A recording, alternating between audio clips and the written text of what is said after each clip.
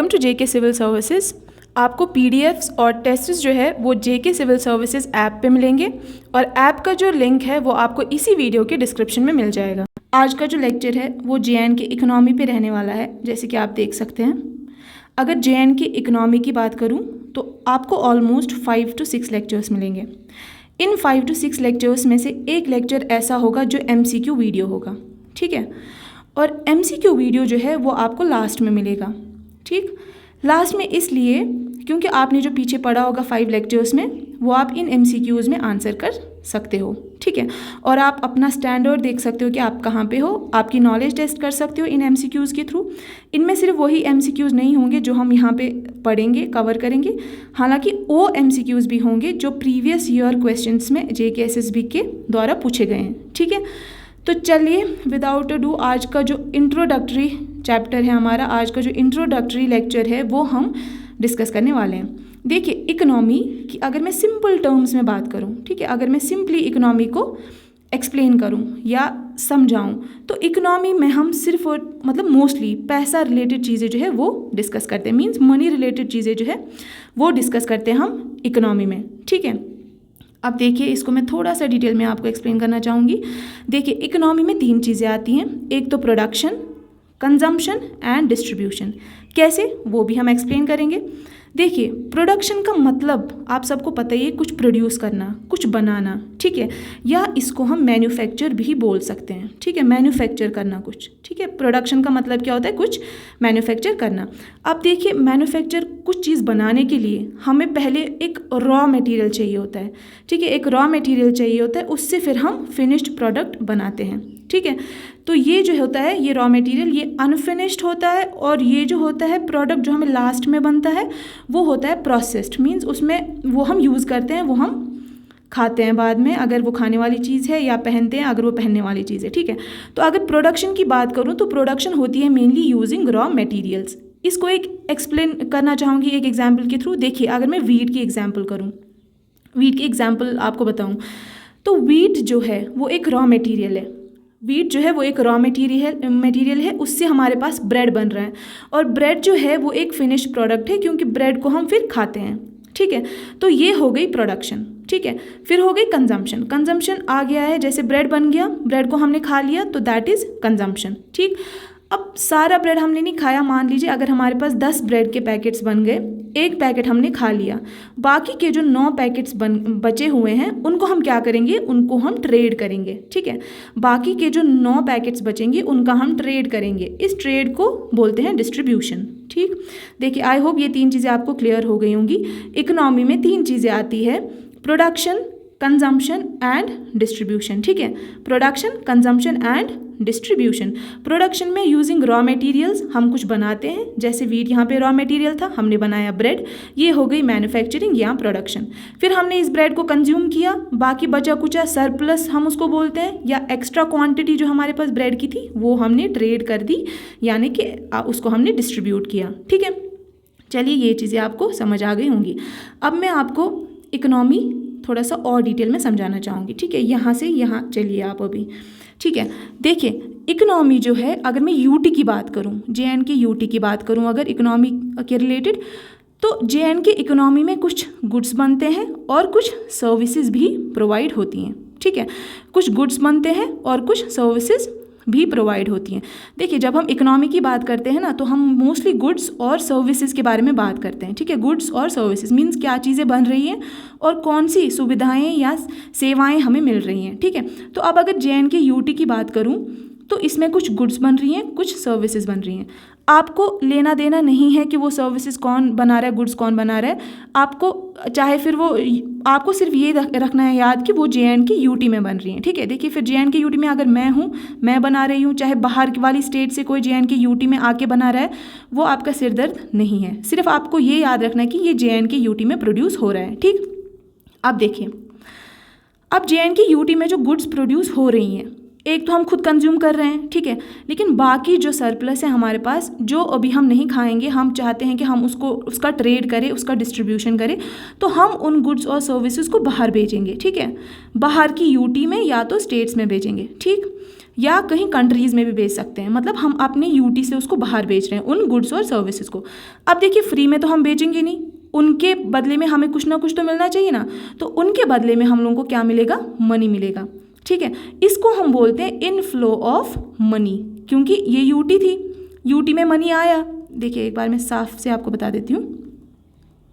देखिए goods and services थी, ये हमने बाहर भेजी, बाहर वालों ने हम लोगों को मनी दिया। ठीक है, तो मनी अंदर आया यूटी के, कब आया अंदर, जब गुड्स और सर्विसेज बाहर गई। ठीक है, तो वही यहाँ पे लिखा हुआ है inflow of money, means money जो है यूटी के अंदर आ रहा है in return of outflow of goods and services.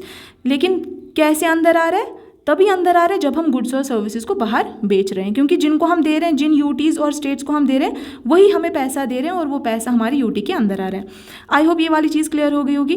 अब और एक चीज़ आपको बताना चाहूँगी। देखिए हर कोई चीज़ तो यूटी में प्रोड्यूस होगी नहीं, कुछ चीज़ें यूटी में प्रोड्यूस नहीं होती हैं, उनको हमें बाहर से लाना पड़ता है, या तो बाहर की यूटीज़ से लाना पड़ता है, या तो बाहर के स्टेट से, या तो किसी भी कंट्री से लाना पड़ता है। ठीक है, जो हमारी यूटी में नहीं बन रहा है। तो इस केस में क्या होगा, जब हम गुड्स और सर्विसेज बाहर से लेकर आएंगे अपने स्टेट में, ठीक है, जब हम गुड्स और सर्विसेज अंदर लेकर आएंगे बाहर के स्टेट्स या यूटीज़ से, वो भी हमें फ्री तो देंगे नहीं, क्योंकि हमने भी उनको फ्री नहीं दिया था, तो वो भी हमें फ्री में नहीं देंगे, हमें उनको क्या पे करना पड़ेगा, मनी। तो इस केस में क्या हो जाएगा, मनी का आउटफ्लो हो जाएगा, मीन्स मनी जो है वो यूटी के बाहर जाएगा, मनी यहाँ पे आउट चला जाएगा, यहाँ पे मनी इन आ रहा था। ठीक है, तो चलिए अभी आपको एक थोड़ा सा आइडिया ऊपर से और दे देती हूँ। हमने पढ़ा इकोनॉमी, इकोनॉमी में क्या होता है, या तो इनफ्लो होता है पैसे का, या तो आउटफ्लो होता है। ठीक, अब अगर यूटी की बात करूं तो यूटी में इनफ्लो मनी का तभी हो रहा था, इनफ्लो मनी का तभी हो रहा था, कब हो रहा था, जब हम इसके बदले में गुड्स और सर्विसेज बाहर बेच रहे थे। ये हो गई एक चीज़। ठीक है, ये तो हो गया इनफ्लो ऑफ मनी। अब आउटफ्लो की बात करें तो, की बात करें तो जब हमारी यूटी JNK में कुछ प्रोड्यूस नहीं हो रहा था, हम उसको बाहर से लेकर आ रहे थे, तो जब गुड्स एंड सर्विसेज अंदर आ रही थी यूटी के, उसके बदले में हमें मनी देना पड़ रहा था, तो उस केस में क्या हो रहा था, मनी का आउटफ्लो हो रहा था यूटी से। ठीक, तो इनफ्लो और आउटफ्लो जो है उसके बेसिस पे हम लोग इकोनॉमी को स्टडी करते हैं। ठीक है, आई होप ये वाला पोर्शन जो है ये आपको क्लियर हो गया होगा। ठीक है, देखिए यहाँ पे outflow of money in return of inflow of goods and services. ठीक है, तो आई होप ये वाली चीज़ जो है आपको क्लियर हो गई होगी।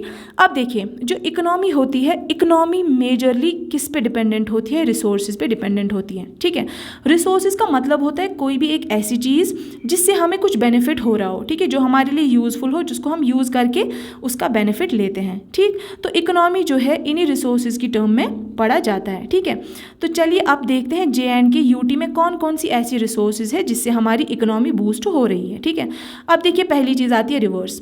हमारी यूटी में रिवर्स भी हैं, हमारी यूटी में टूरिस्ट स्पॉट्स भी हैं, हमारी यूटी में डल लेक है, ठीक है, लेक्स हैं। तो ये सारी चीज़ें जो है ये एक तरह की रिसोर्स है। क्यों?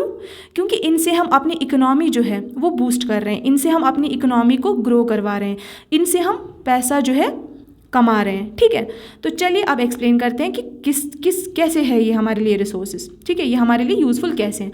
अगर रिवर्स की बात करूँ, रिवर्स में क्या होता है, वाटर मीन्स पानी होता है, और पानी को यूज़ करके हम लोग इलेक्ट्रिसिटी बनाते हैं। ठीक, इसको हम बोलते हैं हाइड्रो इलेक्ट्रिसिटी। ठीक है, जब हम रिवर्स या पानी से कोई भी इलेक्ट्रिसिटी बनाते हैं उसको हम बोलते हैं हाइड्रो इलेक्ट्रिसिटी, और ये हाइड्रो इलेक्ट्रिसिटी से भी एक इकोनॉमी हमारी बूस्ट अप हो रही है। ठीक है, क्योंकि इससे भी आगे हम मनी कमा सकते हैं, ट्रांजैक्शन कर सकते हैं। ठीक है, चलिए अब आती है टूरिस्ट स्पॉट्स पे। टूरिस्ट स्पॉट्स की बात करूं तो आपको पता है मुगल गार्डन्स के लिए जो है कश्मीर जाना जाता है। ठीक है, कौन कौन से मुगल गार्डन्स हैं, निशात हैं, शालीमार है, वेरी नाग, अच्छा बल, परी महल और भी बहुत सारी हैं। आपको ये जो है निशात, शालीमार ये किसने बनाया था ये सब आपको पता होना चाहिए। वेरी नाग किसने बनाया था, अच्छा बल किसने बनाया था, परी महल, ये सब आपको पता होना चाहिए। जैसे क्योंकि क्या होता है कि देखिए ये इकोनॉमी है, यहाँ पे मैं आपको ये नहीं पढ़ाने वाली कि ये गार्डन्स किसने बनाए हैं, बट अगर आप, क्योंकि हिस्ट्री भी होगा आपके सिलेबस में, तो आपको ये याद रखना पड़ेगा, हिस्ट्री में आपको ये पढ़ना पड़ेगा। ठीक है, यहाँ पे बात आई इसलिए मैं आपको बता रही हूँ, क्योंकि ये MCQ की फॉर्म में पूछे जाते हैं। अब आते हैं अपने मेन टॉपिक पे। देखिए टूरिस्ट स्पॉट्स जो है हमारे, जैसे ये मुगल गार्डन्स की बात मैंने अभी की, इन ये क्या करते हैं, जैसे देखिए हमारे पास टूरिस्ट आते हैं, ठीक, टूरिस्ट आते हैं कश्मीर, और वो आते हैं कुछ टूरिस्ट स्पॉट्स विजिट करने, उनमें मुगल गार्डन्स जो है वो भी आते हैं, ठीक है। तो वो टूरिस्ट आए, वो हमारे मुगल गार्डन्स में आए या कोई भी गार्डन में आए और उन्होंने वहाँ पे सर्विसेज ली। कैसी सर्विसेज? देखिए, जब आप एक गार्डन में जाते हैं तो गार्डन में आपको बहुत अच्छा फील होता है, ठीक है, आपको रिलैक्स्ड फील होता है, आपको सेटिस्फाइड फील होता है, वहाँ पे शांति होती है, तो वो भी एक तरह की सर्विस है। तो गार्डन जो है वो हमें एक तरह की सर्विस दे रहा है। वो जो हमारे गार्डन है वो फॉरेनर्स को या विजिटर्स को एक तरह का सर्विस दे रहा है, ठीक है। तो उस सर्विस के लिए जो है टूरिस्ट लोग जो आते हैं उनको उस सर्विस के लिए पे करना पड़ेगा। और जब वो उस सर्विस के लिए पे कर रहे हैं तो उसी सर्विस के लिए जब वो पे कर रहे हैं तो वही पेमेंट जो है हमारी इकोनॉमी को भी बूस्ट कर रही है, ठीक है। आई होप ये चीज़ आपको समझ आ गई होगी, ठीक है, कि जो टूरिस्ट स्पॉट्स है वो हमारे लिए कैसे इकोनॉमी के लिए इम्पॉर्टेंट है, ठीक है। आई होप ये चीज़ आपके लिए क्लियर हो गई होगी। बाकी मैंने आपको बता दिया है कि निशात और शालीमार वगैरह ये सब जो है इनको किसने बनाया था और कब बनाया था, ये आपको पता होना चाहिए। अब देखिए, जब मैंने यहाँ पे रिवर्स की बात करी थी हाइड्रो इलेक्ट्रिसिटी की, तो हर कोई रिवर जो है JNK में वो आपको हाइड्रो इलेक्ट्रिसिटी नहीं देगा। इसके लिए मेनली कुछ कंडीशंस होती है जो सेटिस्फाई करना चाहिए एक रिवर, तभी वो सूटेबल होता है हाइड्रो इलेक्ट्रिसिटी बनाने के लिए। जैसे अगर वो एक हाइट पे है, ठीक है, अगर वो हाइट पे है और उसका जो है फ्लो पानी का बहुत ज़्यादा है तो वो ऑब्वियसली सूटेबल होता है हाइड्रो इलेक्ट्रिसिटी के लिए, ठीक है। क्योंकि जब हम हाइट से पानी को फेंकते हैं वो टरबाइन चलाने के काम आता है और यही टरबाइन जो है आगे फिर हेल्प करता है हम लोगों को इलेक्ट्रिसिटी बनाने के लिए। तो इसलिए हाइट जो है वो बहुत इंपॉर्टेंट होती है एक रिवर के केस में, जब हमें हाइड्रो इलेक्ट्रिसिटी प्रोड्यूस करनी होती है, ठीक। तो ये सारा जो है ये साइंस का कॉन्सेप्ट है, बट फिर भी मैंने यहाँ पे रिलेट करने के लिए आपको बता दिया है, ठीक है। तो चलिए आगे चलते हैं कि और कौन कौन सी रिसोर्सेज हैं। अब हमारी और एक रिसोर्स आती है डल लेक, ठीक है। डल लेक तो बहुत फेमस है, आपको पता ही है डल लेक बहुत फेमस है। तो डल लेक जो है वो भी हमारे लिए एक तरह का रिसोर्स है, ठीक है। क्यों रिसोर्स है वो मैं आपको अभी एक्सप्लेन करती हूँ। देखिए, डल लेक क्या है, इसमें लोटस स्टेम मिलते हैं। लोटस स्टेम जो है बहुत ही फेमस उससे बहुत ही फेमस डिश बनती है, ठीक है, कश्मीर में। उसको हम कश्मीरी में नदड़ू भी बोलते हैं या उसको हम कमल ककड़ी भी बोलते हैं, ठीक है, और उसको इंग्लिश में लोटस स्टेम बोलते हैं। ये तीनों नाम आपको याद रखने हैं, लोटस स्टेम, नदड़ू या कमल ककड़ी। आपको ये पूछा जा सकता है MCQ में कि श्रीनगर या कश्मीर में ऐसा कौन सा लेक है which is famous for lotus stem या नदड़ू या कमल ककड़ी, ठीक है। तो आप इसका आंसर क्या है, डल लेक। अब ये कैसे एक रिसोर्स है? देखिए, डल लेक जो है वहाँ से हमें क्या मिल रहा है, लोटस स्टेम मिल रहा है। लोटस स्टेम जो है वो एक छोटी बात नहीं है, बिकॉज बहुत महंगा होता है वो, ऑलमोस्ट 300 रुपीज़ पर kg मिलता है।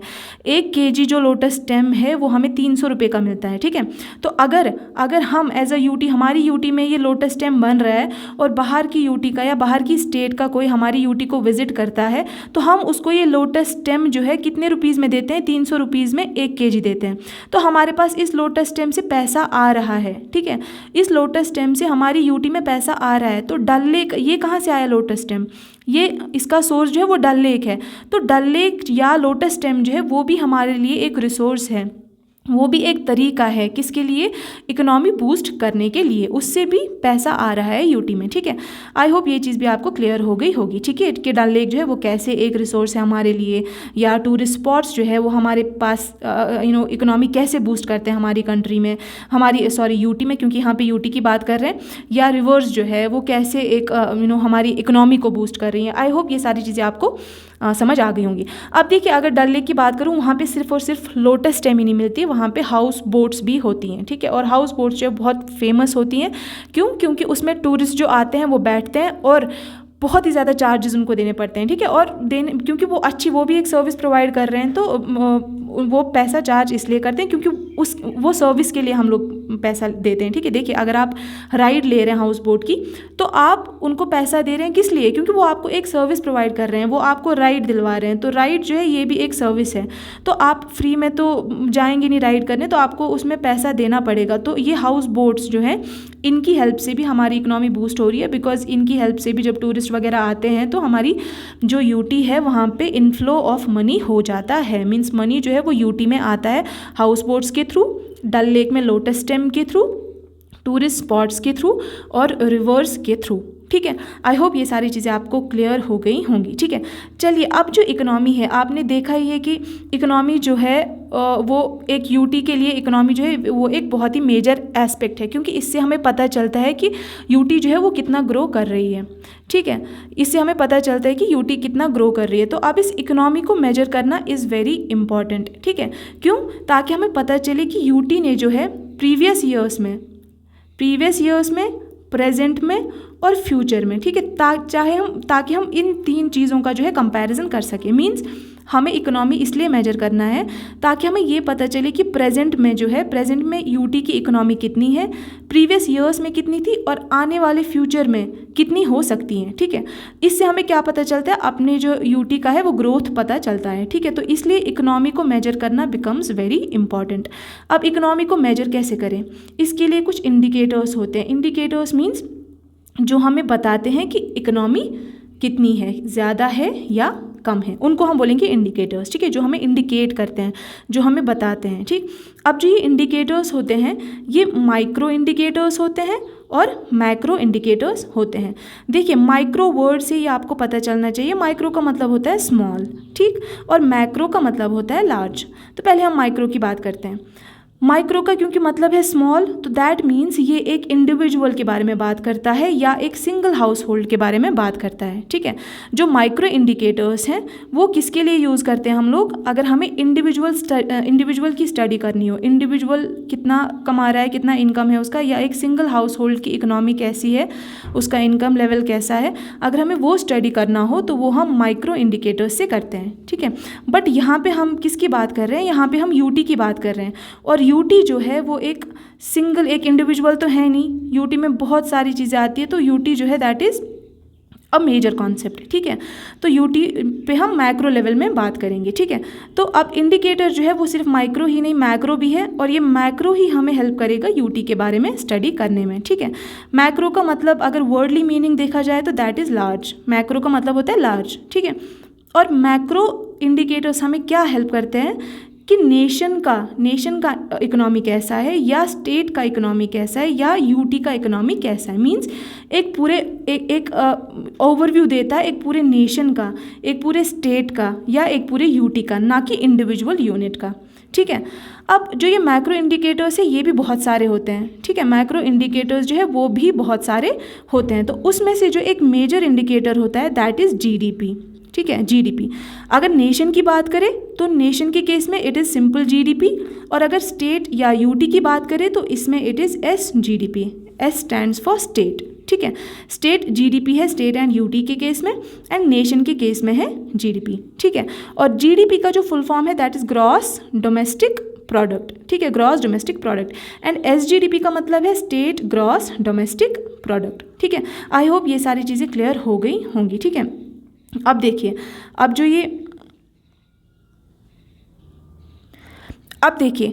जो ये ग्रॉस डोमेस्टिक प्रोडक्ट या जीडीपी जो है इसमें बहुत 3 चीज़ें जो है बहुत इंपॉर्टेंट है, ठीक है। एक तो आपको क्या याद रखना है? Monetary value. दूसरी आपको रखनी है फाइनल गुड्स एंड सर्विसेज, और तीसरी आपको रखनी है मार्केट वैल्यू, ठीक है। देखिए, मॉनेटरी वैल्यू का मतलब है मनी वैल्यू, ठीक है। मॉनेटरी का मतलब है money value. Final goods and services का मतलब क्या है? देखिए, यहाँ पे आपको मैंने एक एग्जांपल बताई थी, वीट जो था वो एक रॉ मटेरियल था और इससे ब्रेड बन रहा था, और ब्रेड जो था वो एक फाइनल प्रोडक्ट था। फाइनल प्रोडक्ट का मतलब है एक ऐसा प्रोडक्ट जिसको हम आगे कोई ऑल्टरेशन नहीं करते हैं, कोई एडिशन या डिलीशन नहीं करते हैं, जिसको हम आगे प्रोसेस नहीं करते हैं, जिससे हम आगे और कुछ नहीं बनाते हैं, बट उस फाइनल प्रोडक्ट को हम या तो कंज्यूम करते हैं अगर वो खाने वाली चीज़ है, या तो पहनते हैं अगर वो पहनने वाली चीज़ है, या तो यूज़ करते हैं अगर वो यूज़ करने वाली चीज़ है, ठीक है। उसको बोलते हैं फाइनल प्रोडक्ट। तो जीडीपी के केस में एक तो हम मनी टर्म्स में बात करते हैं, ये आपको याद रहना चाहिए। दूसरा हम फाइनल गुड्स एंड सर्विसेज की बात करते हैं, ठीक है, फाइनल गुड्स एंड सर्विसेज। और तीसरा हम मार्केट वैल्यू पे बात करते हैं, मींस मार्केट प्राइस कितना है, ठीक है। ये मैं आपको अभी समझाऊंगी आगे जाकर। अभी फ़िलहाल आप ये 3 चीज़ें याद रखना कि जीडीपी के केस में हम लोग 3 चीज़ों का खास ख्याल रखते हैं, ठीक है। अब देखिए, अब मैं जो ये जीडीपी है और ये जो 3 टर्म्स है जीडीपी के रिलेटेड, ये आपको एक एग्जांपल से समझाने की कोशिश करती हूँ। देखिए यहाँ पे मैंने लिखा है यूटी ऑफ JNK, इसमें फाइनल गुड्स बन रही हैं कुछ, ठीक है। पहला जो फाइनल गुड है वो क्या बन रहा है, 10 शर्ट्स बन रही है। दूसरा जो फाइनल गुड है 10 पैंट्स बन रही हैं। तीसरा जो फाइनल गुड है ब्रेड बन रहा है। अब देखिए जो शर्ट है ये फाइनल प्रोडक्ट है, इससे हम आगे कुछ नहीं बनाएंगे, ये हम पहनेंगे, ठीक है। अब जो ये पैंट है ये भी एक फाइनल प्रोडक्ट है, फाइनल गुड है, इससे हम और कुछ नहीं बना रहे हैं, ये हम सिर्फ पहन रहे हैं। उसके बाद ब्रेड जो है ये भी एक फाइनल गुड है, क्योंकि इसको हम कंज्यूम कर रहे हैं, आगे हम इससे और कुछ नहीं बना रहे हैं, ठीक है। अब मान लीजिए हमारी यूटी में जो है 10 शर्ट्स प्रोड्यूस हो रही हैं टोटल में, ठीक है। हमारी यूटी में जो है 10 शर्ट्स प्रोड्यूस हो रही हैं टोटल में। एक शर्ट जो है वो 10 रुपये की है, एक शर्ट जो है वो 10 रुपये की है। तो 10 शर्ट्स कितनी होंगी, सिंपल मैथ्स है, 10 × 10 कितने की होंगी 10 शर्ट्स, 100 रुपये की, ठीक है। ये समझ आ गया। और मान लीजिए हम 10 पैंट्स बना रहे हैं, हमारी यूटी जो है और वो 10 पैंट्स बना रही है। सिमिलरली एक पैंट जो है उसका कॉस्ट कितना है 10 रुपीज़, और 10 पैंट्स का कॉस्ट कितना होगा 10 × 10, दैट मीन्स टोटल 100 रुपीज़।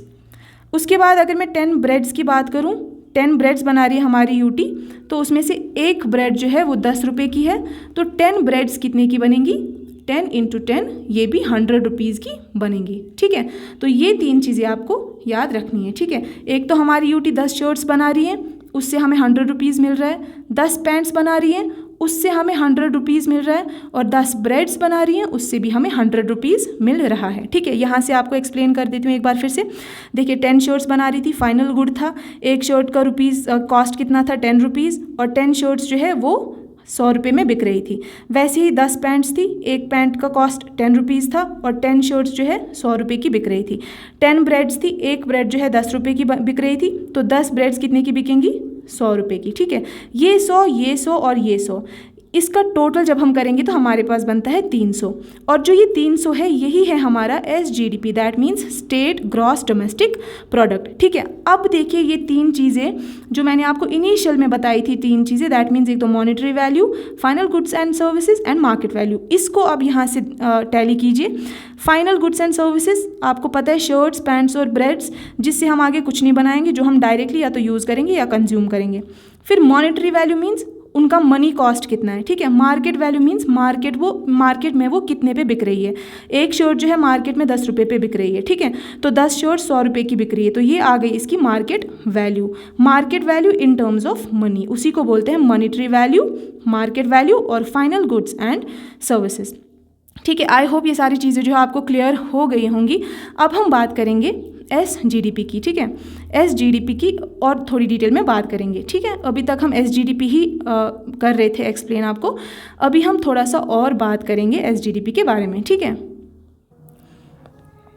अब देख लीजिए, अब SGDP के बारे में एक बहुत इंपॉर्टेंट पॉइंट है, स्टेट ग्रॉस डोमेस्टिक प्रोडक्ट। इसको कौन कैलकुलेट करता है, इसको directorate of economics and statistics calculate करता है, ठीक है। तो ये आप कैसे याद रखेंगे कि इसको कौन कैलकुलेट करता है, इसके लिए मेरे पास एक ट्रिक है। देखिए जैसे आपको पता है GDP जो है, GDP आप किस में पढ़ते हैं, इकोनॉमिक्स में पढ़ते हैं, ठीक है। और यहाँ पे स्टेट है, S for state, S for statistics, ठीक है।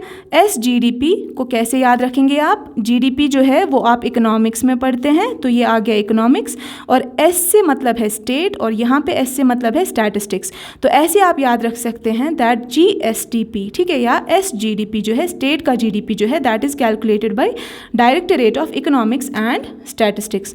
आई होप ये सब आपको क्लियर हो रहा होगा ट्रिक्स, ठीक है। अब आगे चलते हैं पर कैपिटा इनकम पे। देखिए पर कैपिटा इनकम को हम और किस नाम से बोल सकते हैं, इनकम पर पर्सन, ठीक है। मतलब एक पर्सन की कितनी इनकम है, ठीक है। इसको हम कैसे कैलकुलेट करते हैं, इसको हम total GDP divided by total population.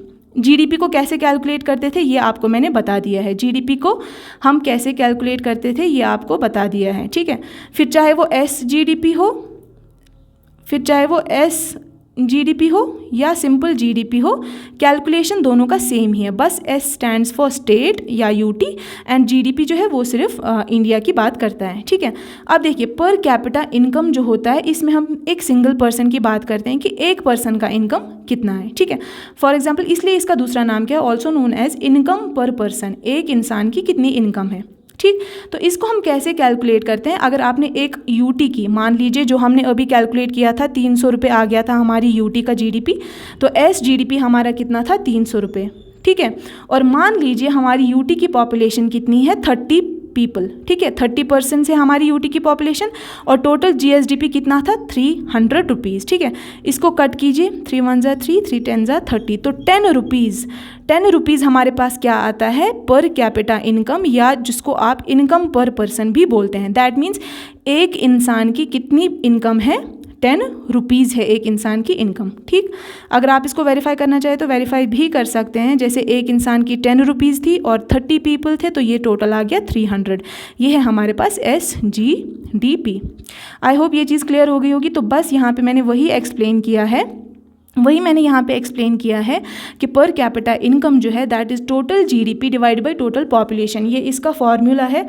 हो सकता है आपको जो है ये फॉर्मूला क्वेश्चन में पूछा जाए, या हो सकता है आपको जो है वैल्यूज़ दी जाए क्वेश्चन में, टोटल जीडीपी की वैल्यूज़ दी जाए, टोटल पॉपुलेशन की दी जाए, और आपको पर कैपिटा इनकम जो है वो फाइंड आउट करना हो, या तीनों में से एक चीज़ दो चीज़ दी होगी, एक चीज़ फाइंड करनी होगी। तो यहाँ पर मैंने वही एग्जाम्पल बताई है, 300 रुपीज़ था, 300 रुपीज़ हमारा SGDP था, 30 पीपल थे हमारे पास, पॉपुलेशन 30 थी, और टोटल हमारे पास कितना आया पर कैपिटा इनकम 10 रुपीज़ आया जब हमने इसको डिवाइड किया, ठीक है। तो यहाँ पे पर कैपिटा इनकम हमारे पास ये है। ओके, आई होप आज का लेक्चर जो है वो आपको समझ आया होगा, एंड मिलते हैं नेक्स्ट लेक्चर में। Till then good bye, thank you.